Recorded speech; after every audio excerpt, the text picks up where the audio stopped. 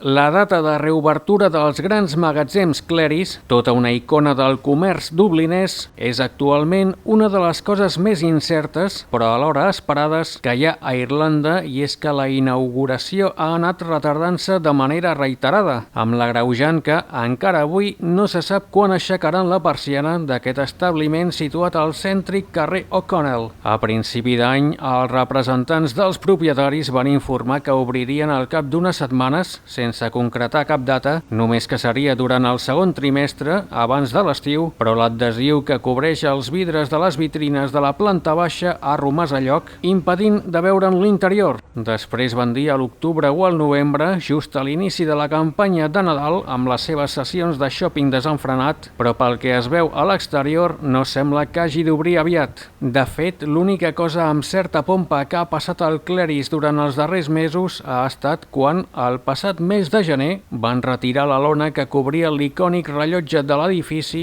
que semblava com un preludi de la reobertura, però que, per ara, només ha estat un miratge. D'altra banda, els propietaris i la marca de roba de luxe Flannels, que hauria d'ocupar la meitat de l'espai destinat a comerços, han entrat en litigi per desavinences amb relació als treballs que s'han fet al local, amb Flannels rescindint unilateralment el contracte, que era superior al 1 milió d'euros anuals. Amb tot, sembla que les parts han decidit de mirar de trobar una solució en lloc de continuar batallant els jutjats. Per la seva banda, la casa sueca H&M, que ocuparà la resta de l'espai destinat a comerç, també ha tingut els seus maldecaps, tot i que per altres qüestions, com estampar les seves sigles a la façana, i és que essent un edifici amb tanta història, en bord planola, el regulador urbanístic és molt prim mirat i no permet res que cridi l'atenció i trenqui la fesomia del conjunt arquitectònic. Qui sembla que fins ara no ha tingut problemes rellevants, si més no de manera pública, ha estat el Press Up Entertainment Group de Paddy McKillen Jr. i Matt Ryan, que gestionarà el restaurant amb sostre de vidre i vistes panoràmiques que hi haurà al terrat.